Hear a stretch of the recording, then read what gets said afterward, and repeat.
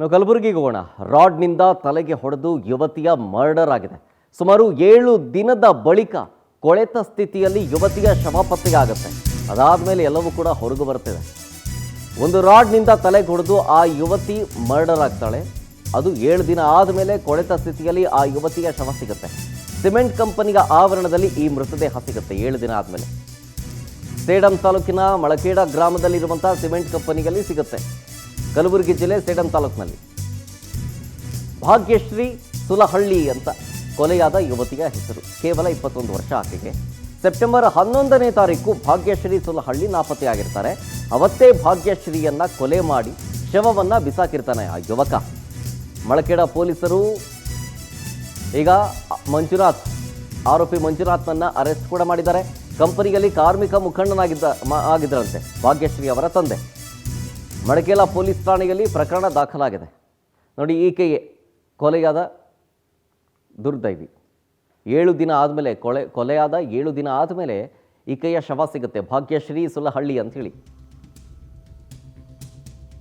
ಭಾಗ್ಯಶ್ರೀ ಅವರ ತಂದೆ ಕಂಪನಿಯಲ್ಲಿ ಕಾರ್ಮಿಕ ಮುಖಂಡರಾಗಿದ್ದಾರೆ. ಜೊತೆಗೆ ಆ ಯುವಕ ಯಾತಕ್ಕಾಗಿ ಆ ಮೋಟಿವ್, ಈಗ ಯಾವುದೇ ಒಂದು ಕೊಲೆ ಕೇಸ್ ಆದ್ರೂ ಕೂಡ ಅಲ್ಲೊಂದು ಮೋಟಿವ್ ಇರುತ್ತೆ. ಆ ಮೋಟಿವ್ ಏನು ಅಂಥೇಳಿ ಪೊಲೀಸರು ತನಿಖೆಯನ್ನು ಮಾಡ್ತಾ ಇದ್ದಾರೆ. ಇನ್ನಷ್ಟೇ ಅದ್ರ ಬಗ್ಗೆ ಒಂದು ಅಫಿಷಿಯಲ್ ನೋಟ್ ಹೊರಗೆ ಬರಬೇಕು. ಡೀಟೇಲ್ಸ್ ಕೊಡ್ತಾರೆ ಇದ್ರ ಬಗ್ಗೆ ನಮ್ಮ ಪ್ರತಿನಿಧಿ ಅನಿಲ್ ಸ್ವಾಮಿ ಫೋನ್ ಸಂಪರ್ಕದಲ್ಲಿ. ಅನಿಲ್, ಯಾವುದೇ ಒಂದು ಕೊಲೆ ಪ್ರಕರಣ ಆದರೂ ಕೂಡ ಅಲ್ಲೊಂದು ಮೋಟಿವ್ ಇರುತ್ತೆ. ಹಾಗಾಗಿ ಈ ಕೊಲೆ ಕೇಸ್ನಲ್ಲಿ ಆ ಯುವಕನಿಗಿದ್ದಂತಹ ಮೋಟಿವ್ ಏನಾಗಿತ್ತು? ಶರತ್, ಕಳೆದ ಸೆಪ್ಟೆಂಬರ್ 11ರಂದು ಕಲಬುರಗಿ ಜಿಲ್ಲೆ ಸೇಡಂ ತಾಲೂಕಿನ ಮಳಖೇಡ ಪೊಲೀಸ್ ಠಾಣೆಯಲ್ಲಿ ಓರ್ವ ಯುವತಿ ನಾಪತ್ತೆಯಾದ ಕೇಸನ್ನ ಪೊಲೀಸರು ದಾಖಲಿಸಿಕೊಂಡು ತನಿಖೆ ನಡೆಸಿದ್ದಾರೆ. ಮಳಖೇಡ ಗ್ರಾಮದ ಬಳಿ ಇರುವಂತಹ ಅಲ್ಟ್ರಾಟೆಕ್ ಸಿಮೆಂಟ್ ಕಂಪನಿಯಲ್ಲಿ ಕಾರ್ಮಿಕ ಮುಖಂಡನಾಗಿರುವ ಆತನ ಮಗಳು ನಾಪತ್ತೆಯಾಗಿರೋ ಬಗ್ಗೆ ಪ್ರಕರಣ ದಾಖಲಾಗಿರುತ್ತದೆ. ಅದೇ ಸತತವಾಗಿ ಮಳಖೇಡ ಠಾಣೆ ಪೊಲೀಸರು ಹುಡುಕಾಟವನ್ನು ಕೂಡ ನಡೆಸಿದ್ದರು. 7 ದಿನಗಳ ಬಳಿಕ ಮಳಖೇಡ ಅಲ್ಟ್ರಾಟೆಕ್ ಸಿಮೆಂಟ್ ಕಂಪನಿ ಇದೆ. ಅಲ್ಟ್ರಾಟೆಕ್ ಸಿಮೆಂಟ್ ಕಂಪನಿ ಆವರಣದ ನಿರ್ಜನ ಪ್ರದೇಶದಲ್ಲಿ 21 ವರ್ಷದ ಭಾಗ್ಯಶ್ರೀ ಸುಲಹಳ್ಳಿ ಎಂಬ ಯುವತಿಯ ಮೃತದೇಹ ಪತ್ತೆ ಅಂತ ಹೇಳಬಹುದು. ಈ ಪೊಲೀಸರು ಕೂಡ ಹುಡುಕಾಟ ನಡೆಸುತ್ತಿರುವಾಗ ಕಂಪನಿಯ ನಿರ್ಜನ ಪ್ರದೇಶದಲ್ಲಿ ಯುವತಿ ಕೊಳೆತ ಸ್ಥಿತಿಯಲ್ಲಿ ಶವ ಪತ್ತೆಯಾಗಿದೆ. ತಕ್ಷಣ ಪೊಲೀಸರು ಸ್ಥಳಕ್ಕೆ ಭೇಟಿ ನೀಡಿ ಆತ ಪರಿಶೀಲನೆ ನಡೆಸುತ್ತಾರೆ. ಅಲ್ಲದೆ ಆ ಪೊಲೀಸ್ ಠಾಣೆಯಲ್ಲಿ ಮಿಸ್ಸಿಂಗ್ ಕೇಸ್ ಬಗ್ಗೆ ಕೂಡ ಪರಿಶೀಲನೆ ನಡೆಸುತ್ತಾರೆ. ಆಗ ಎರಡಕ್ಕೂ ತುಲನೆ ಮಾಡಿ ನೋಡಿದಾಗ ಈ ಹಿಂದೆ ಮಿಸ್ಸಿಂಗ್ ಆಗಿದ್ದ ಭಾಗ್ಯಶ್ರೀಯ ಮೃತದೇಹ ಎಂಬುದು ಕೂಡ ಕನ್ಫರ್ಮ್ ಆಗುತ್ತದೆ.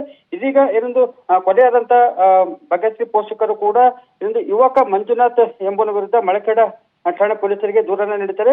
ದೂರಿನ ಪ್ರಕರಣ ದಾಖಲಿಸಿಕೊಂಡಿರುವ ಮಳಖೇಡ ಠಾಣೆ ಪೊಲೀಸರು ಯುವಕ ಮಂಜುನಾಥ್ನನ್ನ ಅರೆಸ್ಟ್ ಮಾಡಿದ್ದಾರೆ. ಕಳೆದ ಸೆಪ್ಟೆಂಬರ್ 11ರಂದೇ ಭಾಗ್ಯಶ್ರೀಯ ತಲೆಗೆ ಕಬ್ಬಿಣದ ರಾಡ್ನಿಂದ ಹೊಡೆದು ಮಳಖೇಡ ಅಲ್ಟ್ರಾಟೆಕ್ ಸಿಮೆಂಟ್ ಕಂಪನಿ ಆವರಣದಲ್ಲಿ ಮೃತದೇಹವನ್ನು ಬಿಸಾಕಿ ಬೆಂಗಳೂರಿಗೆ ಹೋಗಿ ತಲೆಮರೆಸಿಕೊಂಡಿದ್ರು. ಇದೀಗ ಆತನನ್ನ ಉಪಾಯ ಮಾಡಿ ಕಲಬುರಗಿಗೆ ಕರೆದುಕೊಂಡು ಬಂದು ಅರೆಸ್ಟ್ ಮಾಡಿದೆ ಅಂತ ಹೇಳಬಹುದು. ಸದ್ಯ ಮಳಖೇಡ ಠಾಣೆ ಪೊಲೀಸರು ಪ್ರಕರಣ ದಾಖಲಿಸಿಕೊಂಡು ತನಿಖೆ ನಡೆಸುತ್ತಿದ್ದಾರೆ. ಭಾಗ್ಯಶ್ರೀಯಿಂದ ಯಾವ ಕಾರಣಕ್ಕೆ ಕೊಲೆ ಮಾಡಿದ್ದಾರೆ ಅನ್ನೋದು ಕೂಡ ತನಿಖೆ ಬಳಿಕವಷ್ಟೇ ತಿಳಿದು ಬಂದಿದೆ. Sharath. Yes, thank you Anil ಡೀಟೇಲ್ಸ್ಗಾಗಿ.